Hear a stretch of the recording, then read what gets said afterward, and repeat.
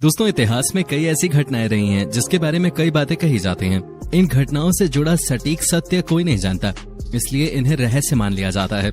ये रहस्यमयी कहानियां भारत ही नहीं बल्कि सभी देशों में घटती हैं। ऐसी ही रहस्यमयी कहानी है मिस्र की दुनिया की।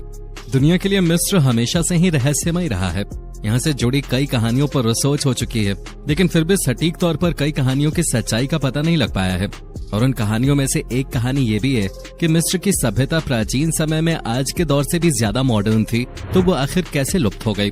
आज की वीडियो में हम आपको मिस्र और उसके पिरामिड्स में दफन उन रहस्यों के बारे में बताने जा रहे हैं जो आज हमारे प्लेनेट के पूरे इतिहास को ही चुनौती दे रहे हैं। दोस्तों, इस रहस्यमयी सफर की शुरुआत करने से पहले आपसे रिक्वेस्ट है कि हमारे चैनल को सब्सक्राइब करके साथ वाले बेल आइकन को जरूर ऑन कर लें। दोस्तों, यूं तो इन ग्रेट पिरामिड्स को बनाना अपने आप में ही एक बहुत बड़ी उपलब्धि थी, लेकिन इन महान पिरामिड्स को बनाने में निर्माताओं के द्वारा कई अद्भुत कारनामों को अंजाम दिया गया था। दोस्तों, सबसे पहले पिरामिड्स के निर्माताओं ने पिरामिड्स के बेस के लिए 6000 हेक्टेयर की पथरीली जमीन को काटकर समतल किया और पिरामिड्स को बनाने के लिए अलग अलग आकार के पत्थरों को जोड़ना शुरू किया। एक पत्थर का भार एक कार जितना था। कई ग्रेनाइट ब्लॉक्स को 500 मील से भी ज्यादा दूरी से लाया गया था और हर ब्लॉक का वजन 12 से 70 टन के बीच था। इन ब्लॉक्स को 210 फीट की ऊंचाई पे फिक्स किया गया था, जो कि आज के समय में भी असंभव लगता है। दोस्तों, पिरामिड्स के अंदर 3 चेंबर हैं जो कि गजब की बारीकी से बनाए गए हैं। पिरामिड्स के अंदर निर्माताओं ने ठोस पत्थरों को काटकर एक रास्ता बनाया है जिसे ग्रैंड गैलरी भी कहा जाता है, जो 300 फीट लंबा और 3 फीट चौड़ा है। दोस्तों, पिरामिड्स को बनाने में लगभग 23 लाख से ज्यादा पत्थरों का इस्तेमाल हुआ था। शेप और साइज में ये पत्थर एक दूसरे से बिल्कुल अलग थे। ऐसे में एक्यूरेट शेप के स्ट्रक्चर को बनाना और भी ज्यादा मुश्किल हो जाता है। दोस्तों, अब बात करें पिरामिड्स की पोजीशन की, तो आपको बता दें पिरामिड्स की पोजीशन एकदम सटीक है। यह उत्तर दिशा में 1 डिग्री के 500वें हिस्से में स्थित है, जबकि ये तकनीक हमने हाल ही में सीखी है। हमने ऐसा करना 17वीं शताब्दी में सीखा था, जबकि मिस्रवासी हमसे हजारों साल पहले इस तकनीक का इस्तेमाल कर चुके हैं। हमारी इमारतें आज भी इतनी सटीक नहीं हैं जितने सटीक मिस्र के पिरामिड्स हैं। दोस्तों, ग्रेट पिरामिड्स की मजबूती का अंदाजा आप इसी बात से लगा सकते हैं। जब 12वीं सदी में कुर्दिश राजा अल अजीज और मिस्र के दूसरे अयूबिद सुल्तान ने गीजा के पिरामिड्स को नष्ट करने की कोशिश की थी, जिसके लिए उन्होंने अपनी पूरी सेना को पिरामिड्स को गिराने के काम पर लगा दिया था। लेकिन हजारों सैनिकों के दिन रात मेहनत के बावजूद वो पिरामिड्स को मामूली रूप से ही तोड़ पाए थे। इतिहासकार बताते हैं ऐसा इसलिए था कि पिरामिड्स बहुत ज्यादा मजबूत और अत्यधिक बड़े थे, जिसके बाद चाहकर भी कुर्दिश राजा अपने मंसूबों को पूरा नहीं कर सके। दोस्तों, भले ही वो अपने मंसूबों को पूरा नहीं कर सके, लेकिन उन्होंने पिरामिड्स को कुछ ऐसे दाग जरूर दे दिए जिन्हें आज भी पिरामिड्स पर देखा जा सकता है। दोस्तों, पिरामिड्स की वास्तव में 8 साइड्स हैं। आपको बता दें कि 4 साइड्स के मुकाबले 8 साइड्स के पिरामिड्स को बनाना और भी ज्यादा जटिल हो जाता है, लेकिन पिरामिड्स की 8 साइड्स एक स्पेशल एंगल से ही दिखाई देती हैं। दोस्तों, मिस्र वासियों ने पिरामिड्स को बहुत ही तेजी से बना लिया था। मिस्र के विशेषज्ञों का मानना है कि पिरामिड्स को बनाने में सिर्फ 23 साल ही लगे थे।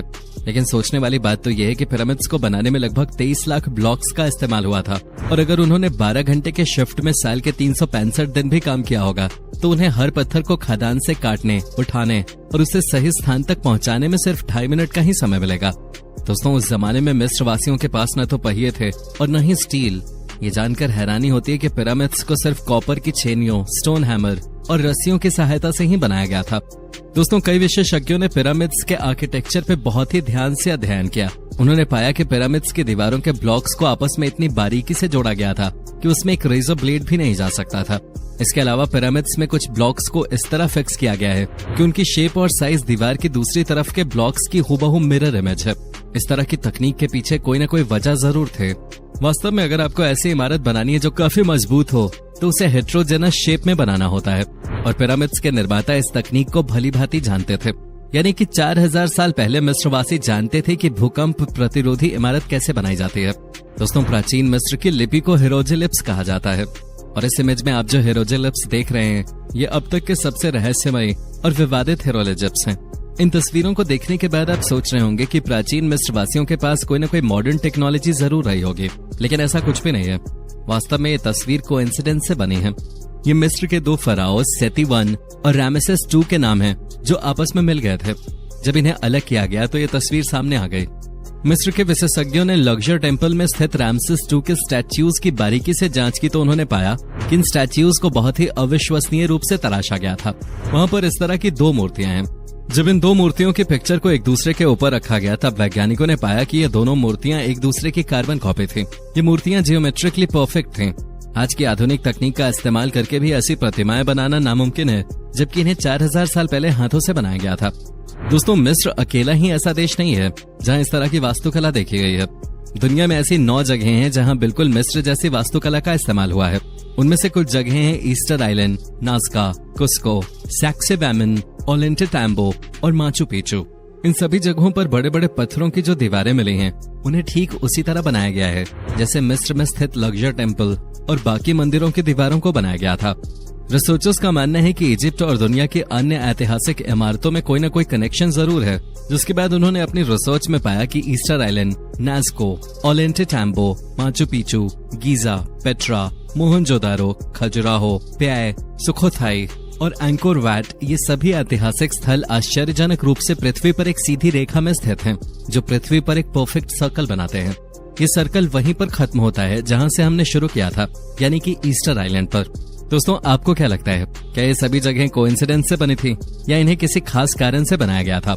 वास्तव में प्राचीन मिस्रवासी पिरामिड्स के जरिए पृथ्वी के एक बेहद ही जटिल सेलेस्टियल स्फीयर यानी कि खगोलीय चक्र को दिखाना चाहते थे। पिरामिड्स अंतरिक्ष में मौजूद तारामंडलों की एक खास स्थिति के अनुसार बनाए गए थे। पिरामिड्स की स्थिति की बारीकी से जांच करने के बाद ये पता चला कि हर तारामंडल 72 साल में 1 डिग्री खिसक जाता है और एक तारामंडल को पृथ्वी का एक चक्कर पूरा करने में 26,000 साल लगते हैं। दरअसल पिरामिड्स के चारों कोने अंतरिक्ष में मौजूद 4 नक्षत्र को दिखाते हैं। ये नक्षत्र हैं टॉरस, लियो, स्कॉर्पियो और एक्वेरियस।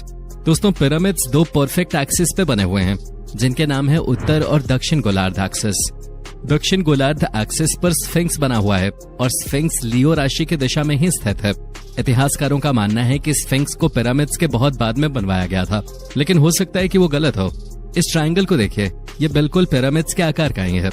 इस ट्रायंगल की एक साइड स्फिंक्स के सर से टकराती है। अगर हम पिरामिड्स के आधार की आउटलाइन को राइट साइड में खिसकाते हैं और इस बॉक्स से एक सीधी रेखा स्फिंक्स तक खींचते हैं तो वो सीधा स्फिंक्स के सिर से टकराते हैं। और अगर हम इस तरह से एक सर्कल ड्रॉ करते हैं तो ये फिर से स्फिंक्स के सर को छूता है। शायद यही हमारा जवाब है कि गीजा के पिरामिड्स एक एस्ट्रोनॉमिकल क्लॉक है, जिसका मतलब होता है कि प्राचीन समय में ये पिरामिड्स न केवल अंतरिक्ष में मौजूद प्रत्येक नक्षत्र की जानकारी देते थे, बल्कि स्पेस में होने वाली छोटी से छोटी मूवमेंट को भी सुनकर उसके बारे में बता सकते थे। आज के समय में सूरज के द्वारा पड़ने वाली रोशनी से जो पिरामिड्स की परछाई बनती है, उससे समय का सटीक अंदाजा लगाया जा सकता है और प्राचीन समय में शायद मिस्रवासी इन पिरामिड्स से इसी तरह समय का अंदाजा लगाते होंगे। दोस्तों, ये तो बात रही पिरामिड्स के रहस्यमयी वास्तुकला की, लेकिन 2014 में ही आर्कियोलॉजिस्ट को इजिप्ट की वादी अल जरफ की गुफाओं में 4500 साल पुराना पेपरस मिला, जिस पर हाईलाइटेड लिपि लिखी हुई थी। पुराने समय में इसी मटेरियल से कागज बनाया जाता था और उसी पर लिखा जाता था। यह अब तक का पाया गया सबसे पुराना पेपरस है। दोस्तों, 4500 साल पहले राजाओं के शासन के वक्त जब गीजा के पिरामिड्स का निर्माण हो रहा था, तब इन्हीं पेपरस के बने कागज पर पिरामिड्स के निर्माण से जुड़ी कुछ बातें लिखी गई थी। रिसर्चर्स ने जब इस पर लिखी लिपि को डिकोड किया तो उन्होंने पाया कि इस पर लिखा हुआ था कि हजारों मजदूरों ने लाखों टन लाइमस्टोन को दोहरा की खदानों से यहाँ तक पहुँचाया था, जिससे ये थ्योरी कहीं न कहीं सही मानी जा सकती है कि पिरामिड्स को इंसानों ने ही बनाया था। खैर, आपको बता दें कि ये पेपरस इजिप्ट की राजधानी कायरो के म्यूजियम में आज भी सुरक्षित रखा हुआ है। रिसर्चर्स का कहना है कि अभी इसे पूरी तरह से डिकोड नहीं किया जा सका है। वो अभी भी मानते हैं कि इसमें कहीं न कहीं पिरामिड्स के और भी कई रहस्य छुपे हुए हैं, जो धीरे धीरे करके ही सामने आएंगे। और जैसे जैसे ये रहस्य सुलझते जाएंगे, हम आपके लिए ऐसी ही वीडियोस लाकर इन रहस्यों को आपके आगे उजागर करते रहेंगे। बाकी इस वीडियो में बताए गए पिरामिड्स के इन रहस्यों के बारे में जानकर आपको कैसा लगा, अपनी राय हमें कमेंट करके जरूर बताएं। वीडियो पसंद आई हो तो वीडियो को लाइक करें और अपने दोस्तों के साथ शेयर करना न भूलें। नए व्यूअर्स हमारे इस चैनल को सब्सक्राइब करके बेल नोटिफिकेशन को जरूर ऑन कर लें। धन्यवाद।